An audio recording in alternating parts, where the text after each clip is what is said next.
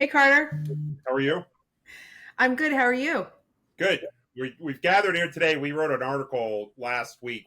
Ellen and I were running around, happened to be in DC and then Annapolis at the Outside of Annapolis. Tufts Yes. event. And we were at Heritage for an event where Heritage brought together a lot of the regenerative agriculture people to talk about food as health.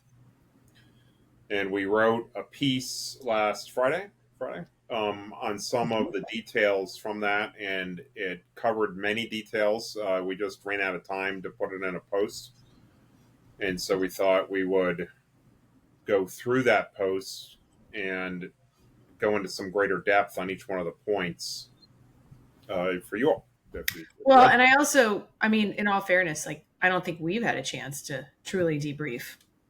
Yeah, so it's I a think good. people think like when we're together in the same room, we're like, but we're completely separate in terms of taking in all the inputs and trying to process it, and we Yeah, haven't had lots, magic to do it. a lot of side conversations, and so now's a good time to sort of get through the thinking. I think that it was really sort of profound in terms of the network of people that we spent some time with. It is all when you really sit down with other practitioners that are really doing important work. It causes our own minds to bend a little bit. So here's a good opportunity to dig in. Yeah. And So the only I other thing was, I would say is if anybody gets something from here, please reach out to us directly. We're really trying to formulate our. this is this is an attempt at a format, right? It's getting real live information out to people that want to hear what we're seeing. And I'm sure you've had the same. I've had at least three different people ask me in the last day if I've heard anything about the Maha report, if there's anything interesting happening at CMS, at CMMI. So we're in the middle of it.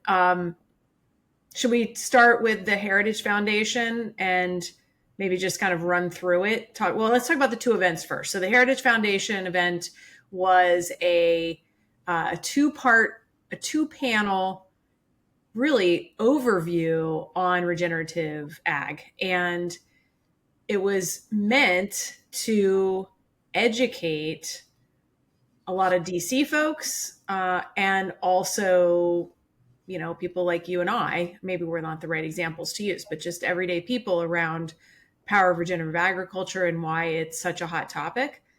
And you happen to be, there were two different panels, and you happen to be one of the panelists on the second panel. Correct. So we had a panel which you can find on YouTube under Heritage, and we'll give you the link. Uh, Everybody who's on the panels were fantastic. I really got it. I get the night before I got it some time to really sit down with John Kemp, who really is a tremendous resource in the regenerative agriculture effort. He and I spent a couple hours talking, which we've not really had a chance to do. We ran into our colleague Aaron Martin, and so did some craziness with Aaron through the nights, but a lot of dinners and things on the side.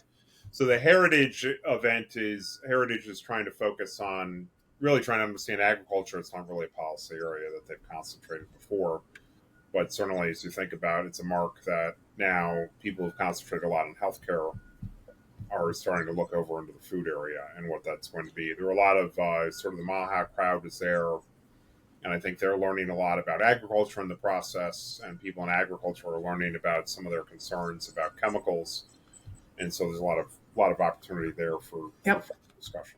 So the agenda was, panel one was, is regenerative agriculture sustainable at scale? And I must admit, I was fangirling. We had really just some tremendous OGs on the stage. We had Rick Clark, Joel Salatin, David Stelzer, and Jennifer Gallardi was the moderator from, I guess, from Heritage. From And Heritage. then the second panel was the panel you were on, and it was innovations in agriculture unlocking opportunity through technology. And Colleen Kavanaugh was on it. John Kempf was on it. You were on it. And then Jay Richards was your moderator. And I was a fly on the wall in the room, recording, observing. And what I really appreciated about the event was the depth of content that was covered and just the information that was shared. I feel like a lot of times those things, you hear the same thing over and over again, and it's too short or it's too long, the whole thing. And it was truly not a sales pitch for the individual on the stage. It was really a forum to put forth regenerative agriculture as a solution at scale and as a critical component to the whole Maha movement. And I thought it was super powerful. So that was so. And then Callie Means was one of the folks that started off the whole thing along with Ryland Engelhart. So it was just a really powerhouse crowd and powerhouse stage. So that was the first part. You want to say anything about that? Because then I'm going to jump in. I want to add that we've been focused on food as health for more than 10 years, long before Maha came along. We have respect for the efforts that they're bringing coalitions together. I think that there's a little bit of uncertainty as to whether Maha is a temporary thing. Is it RFK created Maha, or did Maha create RFK? Yeah. And is this a movement that is going to last for a little bit of while and disappear, or is it a basis of consumers? I think this is the issue is, if for the CPGs, the Nestle's of the world, and for agriculture, as we've thought through innovation, as investors at iSelect, as we've thought through innovations, that we really want consumer signal coming in. And so my intrigue around Maha is a little bit of, this is a consumer voice. And it's, if we've got a $1.7 trillion food system, it represents a component of voice that, if we're driving innovation, what does every startup need? They need a customer. So if we have a customer base doing this, and I think as you think back at a CPG, is, they're trying to sense, should we change our products? Should we make them healthier? Should we do Oreo Reese's peanut butter cups? Or should we do... Oh, wait, today's the pre-order. Today you can pre-order that, by the way, Carter. I'm not doing that. Or are we talking about, integrating center of the store with real food? And so I found it intriguing to sort of hear those concerns and voices, and sort of the visceral kind of drive that a political movement has. From a standpoint of the food as health effort, our question is whether we can increase the volume of customers out there to really sort of represent, are people interested in better, healthier food, or are they just looking for cheap stuff? Well, it's the demand, right? It's what so many of the CPGs are just pointing to that, saying, well, there's no demand. And that's the big question but isn't there demand? And so that kind of leads us, I feel like you just perfectly led us to the second event, which I rushed off to after the Heritage event. You then joined me the next day, and we were with our other bestie. We have lots of them, but one of our other besties, Katie Stebbins, one of our esteemed hardcore co-hosts on this show. And, she leads the Tufts Food Nutrition Innovation Council, and it was the annual meeting. And she to give everybody some context on that, if you're unaware, so Tufts has two different commitments really towards food. A lot of folks are familiar with the Food as Medicine Institute, which is Dari Mozaffarian. And then there's also the institute that Katie leads, which is the Food and Nutrition Innovation Institute. And we have a council. And so I'm a co-chair on I happen to be a co-chair of the Food is Health Working Group. There are multiple, I think there's 6 working groups. My co-chair is Colleen Zammer of Bay State Milling. And I find that particular group just amazing for really, Katie just really steps up to the plate and tries to nail, how do we move food forward? And I think you and I talked about this. I know I talked about this with a number of folks at the end of the event, which ended on Thursday evening. And we all commended Katie post-event and said, what a bold move that was by you, of bringing some of the top CPGs in the world into a room, and it wasn't a room, it was a farm. Yep. It was And the fun. theme was Regenerate 2025, and it was to imagine, right? And we can't steal Katie's thunder, but we can share that the entire event walked us through, all of those were there, this amazing process of how could I change and adopt to a more regenerative approach to food.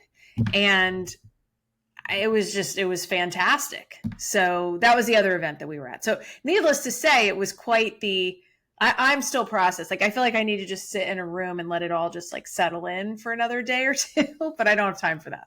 So here we are. Well, so we dove in. This is what we did, and we traveled around, and now we came up with certain policy positions and perspective that we posted on. So the first thing, the first thing that you pointed out was from a policy perspective, and I think this is very heritage, and all of the things that we're working on with MAHA. Outside of that, is the foundations are being poured, right? Of the MAHA report that's coming out, that was supposed to come out on the 12th.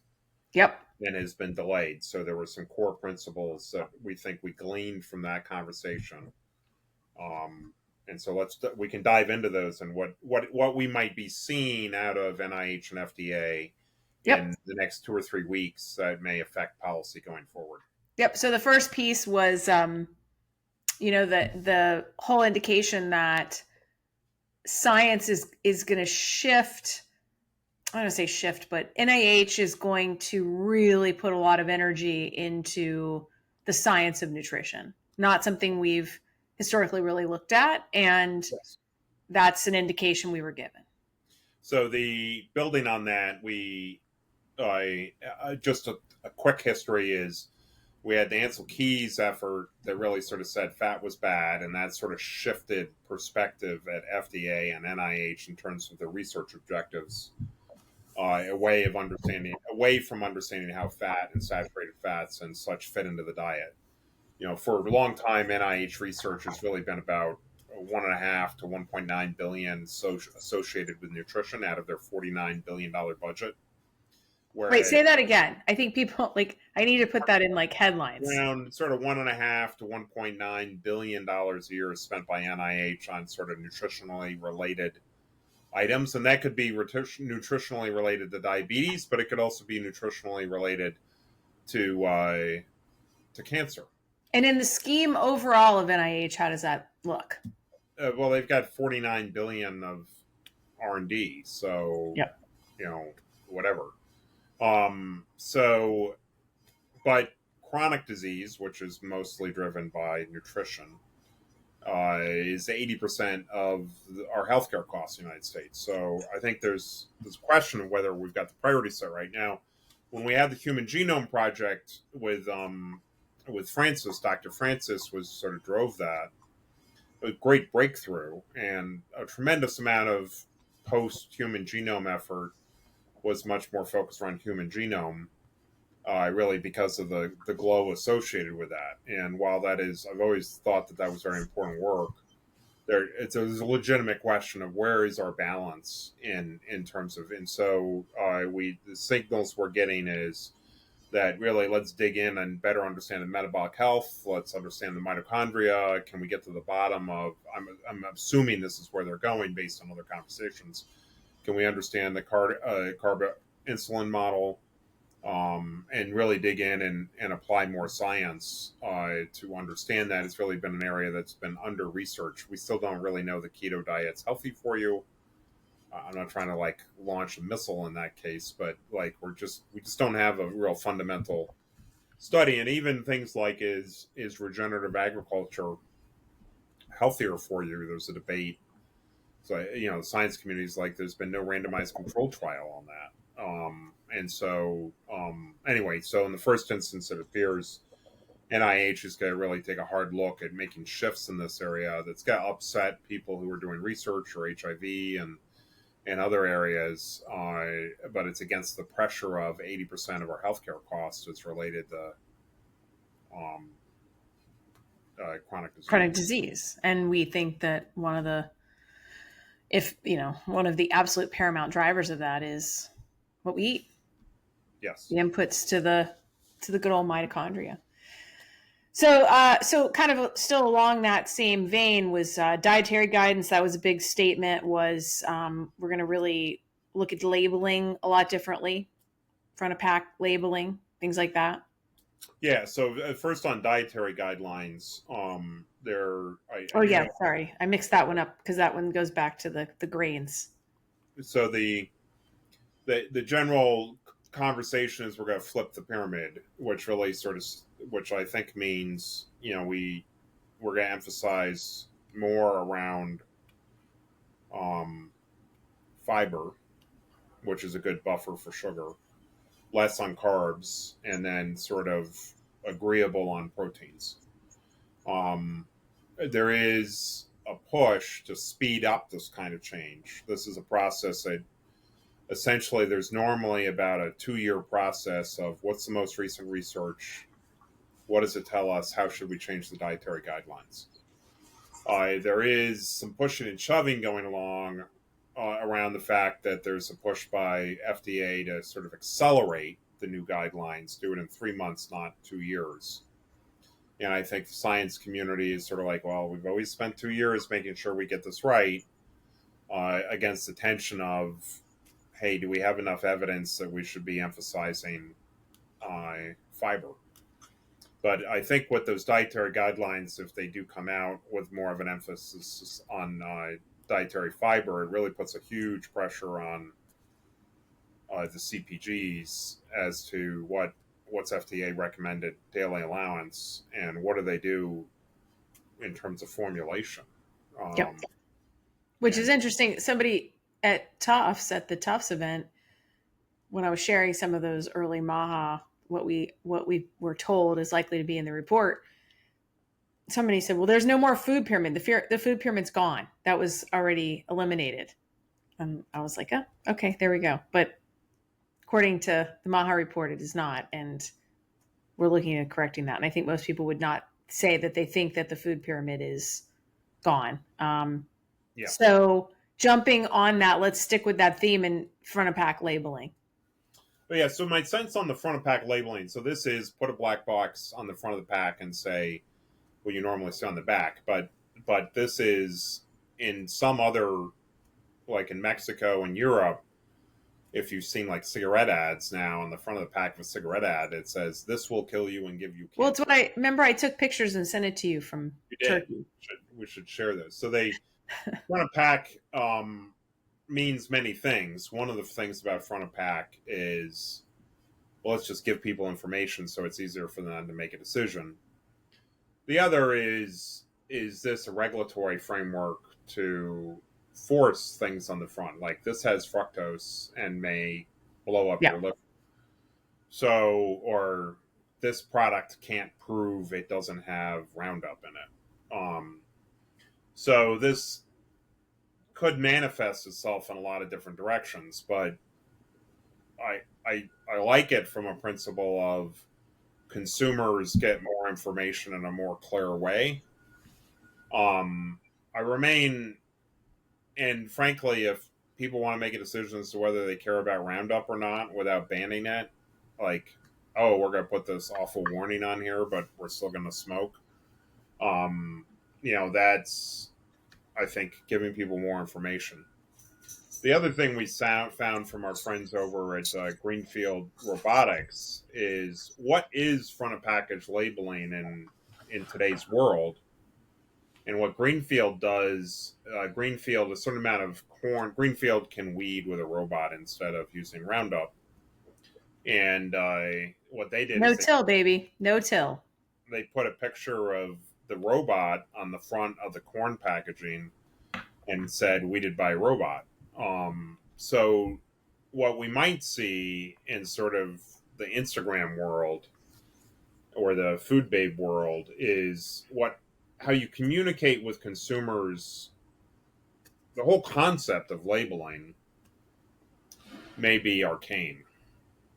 That influencers might, the process of a label is an education process. consumers and the process of how we educate a consumer.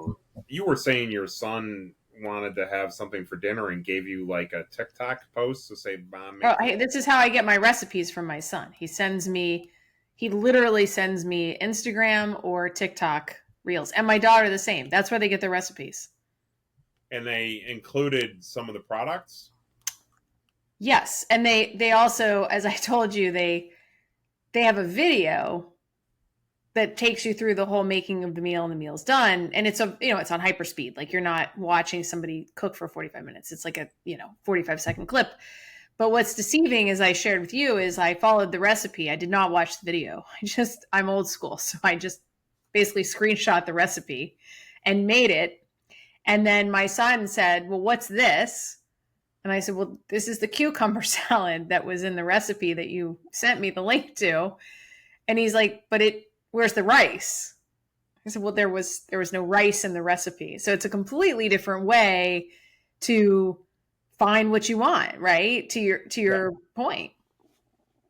So I think that from an innovation standpoint, I think there's an opportunity to really, like when we've said for a while that when we mean food is health, we mean you should be able to walk into the store and it should be hard to make a bad decision. Like any of the bread you buy is healthy for you and still tastes good. So it's a higher standard in that you shouldn't have to have a whole bunch of apps and you shouldn't have to make a whole bunch of different decisions. Your cognitive load of, you shouldn't be scared. The scariest thing in a family's life shouldn't be what's for dinner. I think that there's a lot of opportunity here where there's been 20 years of let's put front of package labeling on. I think that people should leave open the idea that TikTok might be the front of package labeling. I think it already is for the kids' communication to mom and dad is, and that mom's job now is to come up with a less. Well, I didn't even tell you. Perfect example. Much better example than the one you used. I didn't even tell you this one because you talk about Fairlife a lot. Yeah. And, I'm all into nutrient density. Like this is my game as well. And so Fairlife, we all like our ice cream in my family. We can't eat the ice cream for obvious reasons on a regular basis. I have a Ninja Creamy and it makes ice cream, right? It tastes just like ice cream, but I don't have to use all the stuff in it. So I make it. And one of the staples in there is milk. None of us have issues with dairy. And I use Fairlife because it has such a higher density of protein versus calories, right? It's a higher ratio because of the process. Both of my kids started yelling at me about the Fairlife because there's microplastics in it. And I'm like, there's not, what are you talking about? And so then I went out and researched, and I guess some study, found that the protein shakes that Fairlife makes had high levels of microplastics, like too high of a level. But I thought, right, I'm just looking at it as a consumer in the store. My kids are getting informed by TikTok. I mean, last night my son told me that this next hurricane's coming. It's going to get us because social media. So it's where people are getting their information. I completely agree. So yeah, so I think package labeling is going to be really, it's good that we're moving in that conversation. And I think that, you think we missed 10 steps though? Well, I just think that I think that some chaos is good in this case. Like we could go through a process of banning Roundup, or we could go through a process of saying there's Roundup in here. Right. And let people decide. And then some people might say, no, you shouldn't let them make that harm. But okay, so maybe Roundup is clear, but are microplastics clear? Yeah. And if people want to make a decision based on that, then just let them make that decision. And then the other part of it is the effort to get the packaging right is much slower than what social media is going to do. Oh, totally. If you're a CPG, you might very well be saying, look, okay, it's really cool, FDA, that you're thinking about a front of package labeling and maybe we should make this shift. But we've got people monitoring what they're saying on TikTok, and that's because people are coming into the store with mom being told what to buy and what products they're going to buy. That decision, the interface for simplifying the what's for dinner decision, is happening way outside our store, and we're going to I, influence it in a different place. I'll make one last point on this and then we'll move on because we have a bunch of big Yeah, pillars to go into. And I'm going to use one last piece from the Maha. People can go out and read the rest. And inevitably, once it comes out, we will be diving into it. But one last point on that is I mean, my kids don't trust labels. well, I have that's a 20-year-old and a 16-year-old, and they don't trust labels. They don't trust food brands. So you could tell them this is healthy for you or this is what they don't believe it. They're going to go out to social media and get their own answers. And we both know what that means. But to your point, like we're kind of worried about a lot of things that for the next generation, it's irrelevant and it's not going to change. My kids are not going to suddenly become label readers. And, well, you and know, this is like is it going to hit critical mass? So right. we want the market tipping. There are CPGs that refuse to believe Nielsen's data that says people want to be healthier. And I think the warning here is the consumers are moving a lot faster, and anybody who can sort of satiate their need and educate them. That whole process, the marketing process as it applies to food, is an education process. Absolutely. And we've identified that 75% of people are label readers because when they walk into the store, they still don't know what they should be buying. And there's a huge opportunity to change that label reading process to make it So easy for people. So let's shift for a second to I think this is a really important theme. It's listed under the Maha piece, but I think it's why we were at the Heritage Foundation is I think to your point, the Maha report, and this is why it's delayed, is there's a tremendous amount of political jockeying going on, tremendous amount of political debate going on, very big constituent groups involved here, and it's not an easy thing to navigate. And so I thought both of us were really pleased that one of the statements, negative, positive instead of negative, right, is this embracing of soil health. That soil health is going to be a unifying element within the Maha report, within things. And I think both of us were super happy about that. And I think I'll just add this in there for you to speak to is also this we were told that small farms, organic farms that have historically had a very difficult challenge because they can't get there's so many hurdles for them that is a focal point as well. So let's make it easier for them. Let's remove the friction so that we can bring some of this back. Why don't you speak to those two before we move into some of the pillars? Yeah, we could probably do. As I said, I think on this post, is any one of these ideas once conquered by an entrepreneur could make him $1 billion. Yeah. By the way, my husband asked me if he could get a call with us so that he could ask. I'm not kidding you. And he brought this up the other day. He said, like, I didn't understand what he was saying to me when I walked in the door Friday. Or no, he picked me up at the airport and he said, can I schedule a call with you and Carter to where to invest $100,000? And I didn't understand. Like he was reacting to this post. He's like, no, I took it as a call to action. Like I'm supposed to get on the phone with the two of you and you're going to tell me where to invest my money. So there you go, Carter. Okay. So I think the soil health concept goes even back to the conversation that we had that Senator Marshall hosted that I attended and was a speaker at with Secretary Rollins and Secretary Kennedy. And that is that when we were thinking through, we spent a lot of time with conventional agriculture and with regenerative agriculture and with food system and the healthcare system. And my personal opinion is that banning Roundup will burn a lot of energy. Innovating something that replaces Roundup will burn less energy. And so that, I don't know if I can skip logic here, but basically the soil health concept is nutritional density. We want more nutritional density in crops. Nutritional density relates to food taste and to the quality of those foods in regards to our health and and and such. So the principle here that we sort of introduced a couple months ago, and has certainly been an idea of others, is the connection between agriculture and health is soil health. Soil, the nutrition comes from the soil. It's metabolized into the crop for the most part through the microbiome.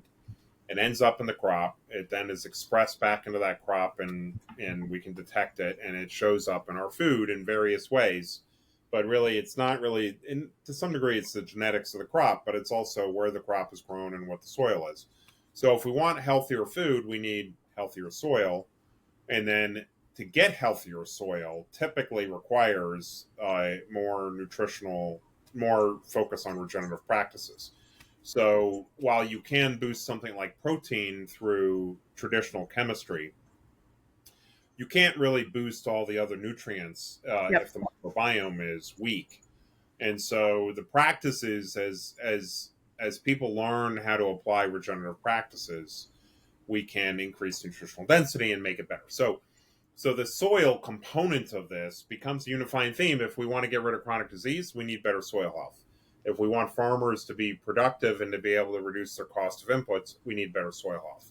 It just keeps showing up in multiple venues in a slightly different way in each case, but it becomes a common language. And we've seen this. We're seeing this on the healthcare side. I don't quite think healthcare doctors fully get it yet, but I think certainly people who've grown up around farms are sensitive to their soil health and what needs to be done.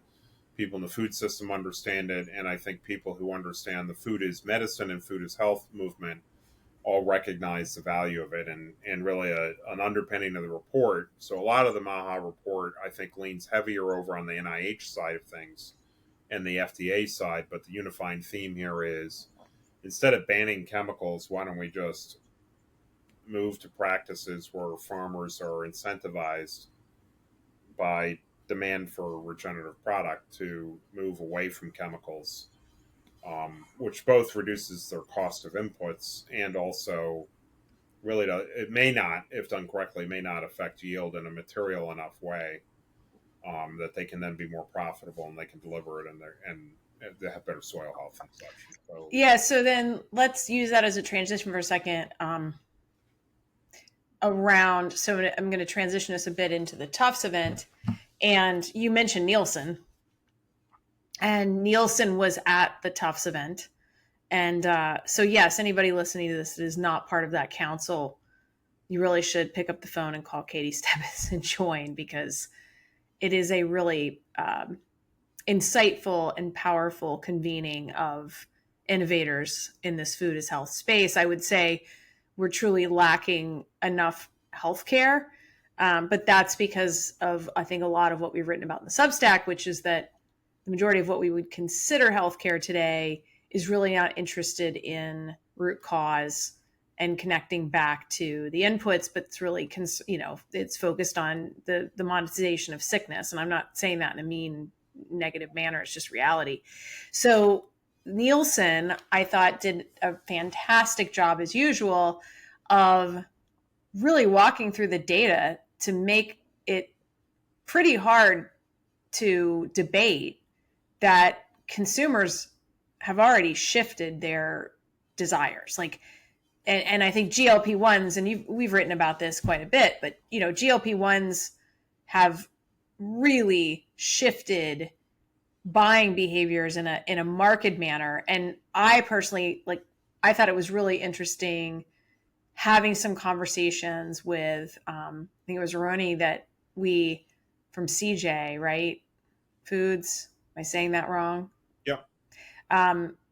He really, I think, had a bit of a aha in some of the conversations that we had around how perhaps you traditionally look at a consumer's buying behavior and their expenditures and, a share of that, and really starting to challenge himself of what are consumers really looking for now. And it really brought about a lot of interesting conversation. So this relates a little bit back to the small farms conversation. So I do want to be one thing about regenerative agriculture is it is more cognitive load on the farmer. It requires more effort on the farmer to think through their situations and use more diagnostics to counteract an insect or pest infestation, and how to monitor the soil over years, and it requires them to do a lot more. So it's more cognitive load. And so as we think about scaling regenerative, there's 600 million cultivated acres in the United States, 300 million in row crop or so, maybe a little bit more. And then often we say, oh, well, we need more small farms. Well, 600 acres out of 300 million acres is a lot of small farms. And that's not even, probably still considered a large farm. So if you're running these operations and you're trying to do regenerative, there's a lot of value in that. These are complex systems. Scale matters. I know that there's a lot of concern about institutional farming. There's also a lot of value in that, like, I've got 20 employees on a 20,000 acre farm, and I've got someone who can solely focus on making sure we get regenerative right. If you get to smaller farms, it's the owner has to do that. So as we think about scale and how to scale this, it's uncertain what the right form factor is. Is it at what scale, if you're a regenerative row crop or you're a regenerative specialty or you're doing livestock? We see people that are running livestock herds of 20, 600, and 90,000. So there's a lot of scale and differences in here. But what is very specifically one thing that I think makes a lot of sense is the effort under MAHA is to basically say, look, we should be able to authorize organic farms faster. So maybe it shouldn't be a 3-year washout period on organic farms moving away from conventional. And then second is make it so that you can do more direct to consumer. Right now, if you're on those farms, you hit a lot of scale and approval that's appropriate if you're JBS running, 1,000 cattle through your operation in a day to slaughter them. If you're running a smaller operation with a smaller herd, or your different kind of farming practices, maybe it's okay that there's a little bit more liberalness there. Now, the benefit of that is we get more small farms understanding what the local demand, and we open up demand. And it could be that those small farms learn to scale, or it could be that now local communities better understand what their sourcing decisions are, and they might change. Maybe they start buying organic from Walmart. Maybe they don't, but they get exposed to this stuff in more opportunities. And so I think freeing up the side of the market really is great from an innovation standpoint, because it opens up new opportunities. So I'm going to mix it up a little, because I know we were going to try and keep this to about 45 minutes. And if I go through all 13 of our pillars, we will not be done in 10 minutes, let's call it. So I'm going to jump around just a little bit. So I think I just want to stop for a second. I just want to go back for just a second on this notion of GLP-1s, because I think people still don't really understand what's happened there. And I felt like there was some conversation I was involved in that helped with that, which was, if you think about what folks on GLP-1s are doing, they're eating less. They don't. That is what is happening from a clinical perspective, a physical perspective. I didn't know this, but my mom always ate cottage cheese. I've never found cottage cheese terribly pleasing, but there's a shortage of cottage cheese because it's the highest protein per calorie density out there, and the people on GLP-1s are eating it when they're on a 1,000 calorie a day diet. Well, so that's the point, is that they truly cannot eat what they used to eat, but they are trying not to muscle waste, and they're trying to maintain the weight loss. And so eating very high amounts of protein is really important in terms of how they're eating.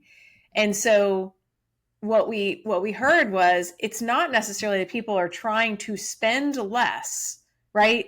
So if they were spending $100 buying, $3,000 calories a day, they're still fine spending $100 on 1,000 calories a day. Yeah. But it has to be the right. And I think what's really important about that is it shows what you and I have been sort of saying, which is, people are okay spending a certain amount of money, right? Like I heard repeatedly citations of that report of the combined, healthcare and food expenditure of 25% thing.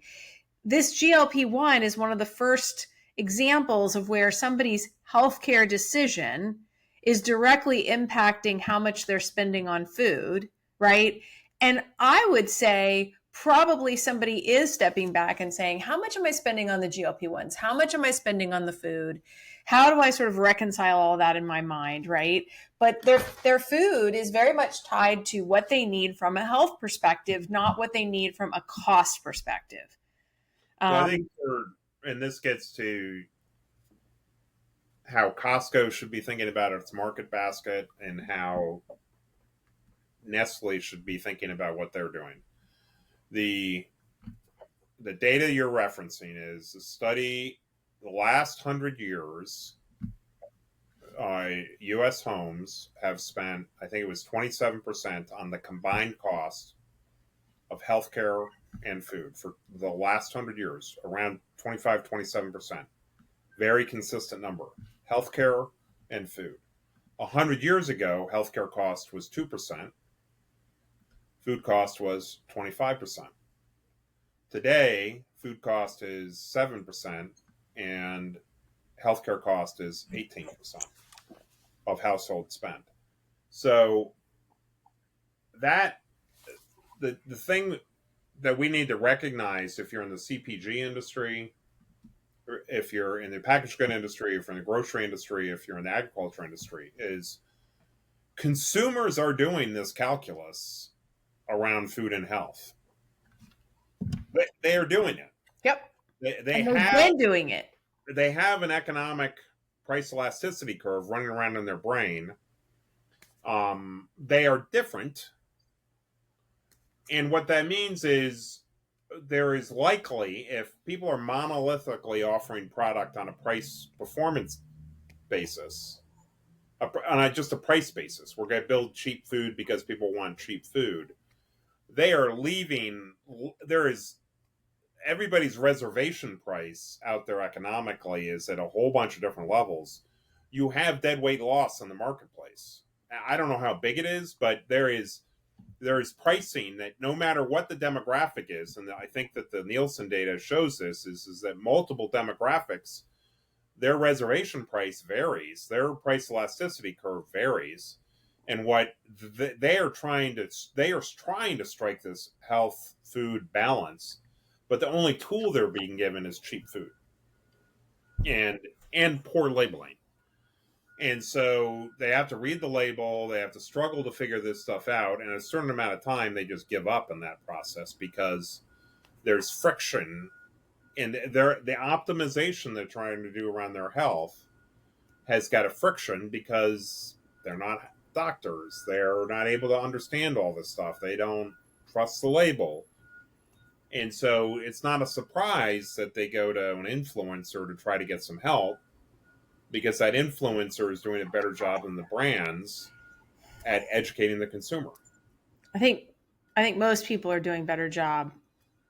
Most people other than healthcare and food is doing a better job. So, which brings me to... Well, hold on, I want to put a fine point on that. If a category of cottage cheese of a particular brand is stocking out nationwide... Yep. Because consumers have caught on to the fact that they can get the right protein content on 1,000 calories a day on GLP-1 while they're trying to. Consumers have figured it out. That is a pretty technical conclusion, enough so that the category is sold out nationwide. Well, it's also it's the brand, so it is a combo. I want to be clear. That's a good argument for the brand has explained it sufficiently. No, they have. It's good culture. I mean, I last night I went because I fell prey And I ate some of the cottage cheese, some of the good cultured cottage cheese that was in the refrigerator that my daughter had bought, who's home from school. And I'm not sure if she bought it on my card or hers. And I had this feeling of like, I better replace that thing of cottage cheese, right? Because I'm going to get called out on it. And they didn't have any more. It was out. And somebody said at the event, like, if you don't go on, to Whole Foods on like Tuesday at 9 a.m., you can't get your good culture. And I was like, but you're exactly right. They've done a really good job on that brand of its health benefits, because it also is a probiotic. Like, they've done a really good job of tapping into, and I would argue that they tap into a lot of what social media is capturing. That, again, it goes back to, sort of like culpable denial or liability is, there's this feeling of like, well, I can't tell people that it's this or this or this because of all these things. And so then, the kid down the street, well, he doesn't have any worries, so he can talk about it. Hey, an Instagram influencer can make the label claim for you. Exactly. That'll send the FDA So, to work. Right? well, yeah. But the practical reality is that they can make that label claim quicker.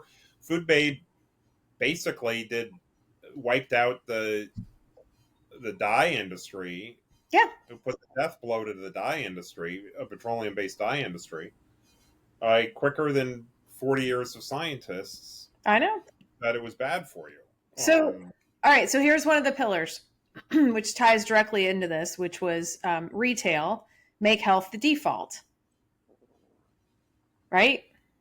Yeah. Like, that's a huge opportunity when we talk about kind of quote unquote blue ocean. You mentioned, these were the things that you mentioned in the piece, or we mentioned in the piece, was cart coaching at the point of decision, bundles that guarantee,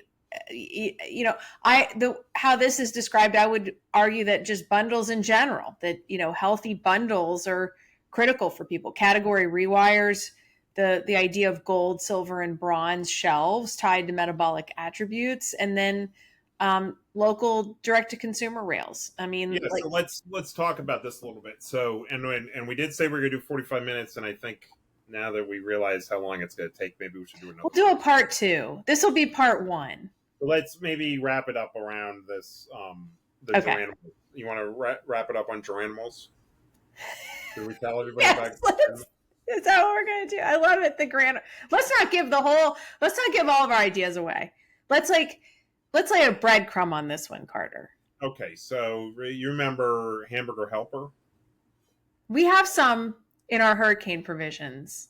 You have Hamburger Helper? We have Hamburger Helper in our hurricane. This is in our hurricane provisions. I figure if we have no power and we are at risk of spontaneously combusting because of the heat and the humidity here, because homeowners insurance won't even cover, we can't even have a battery backup or solar panels on our house here, or we won't have homeowners insurance, which is a whole other thing.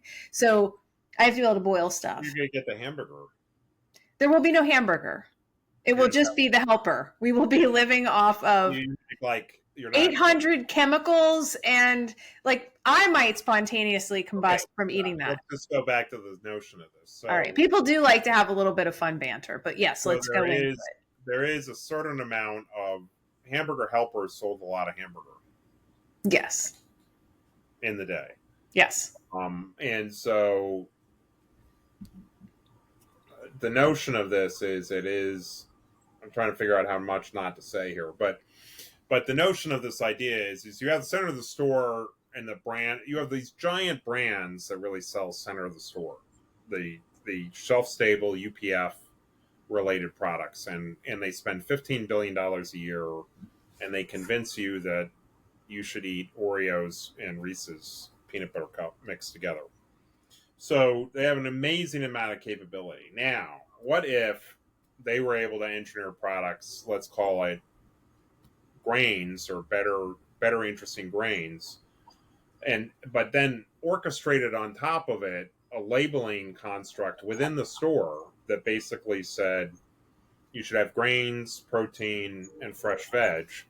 And that as you walk through the store, there was a corner that said item 1, which is your grains, item 2, which is your protein, and item 3, which is your fresh veg, and item 4, which might be spices. Now you can imagine your kid, you've got this kind of experience in the store where each category is going on, and the experience of shopping is which items from item column number 1 do I want to buy, which columns from number 2, which columns from number 3, which column number 4. And you can imagine kids sort of on social TikTok sort of saying, well, you should try this from item 1, this from item 2, this from item 3, and this from item 4. Now all of a sudden you've taken the brand capability and power and sophistication of the brands from a CPG land and intermixed it with helping promoting the adjacent brands of proteins and meat, which really don't have any brand power, but you've delivered better nutrition to the individual, and you've created some simplicity for mom and dad as to how to prepare a meal, because all of a sudden the kid can start making decisions that relate to their choice of taste, but it's still sort of organized a bit in sort of this 1, 2, 3, 4, 5 category without the burden of costing a whole bunch of things on the label to make people have to hunt and peck to make a decision. So, but see, that's where we'll leave it and say, but we have about 50 other ideas of how to make that even more exciting. Right. But we aren't going to share that right now. We got to figure out whether we're going to use that for our own $1 billion idea or not. Exactly. Because we can't just give all of the ideas away and not and watch all of the people that listen to us and read us do really, really well. And we're just maybe if 10 people sign up for a subscription, we'll give away another. That's it. There you go. And also, to any CPG out there that's curious, we're here. Yeah, we're coin operated. Yes, exactly. But the cool thing about what is happening, and we appreciate everybody's contribution here, is we're learning more. There's a lot of feedback going on here. Yes. In terms of really understanding what's going on in the marketplace. I do think we should do another podcast on this because the rest of this list is interesting. Yeah, the rest of the list is super interesting, and we haven't talked to each other with a video camera or a microphone for a while. So let's do this again.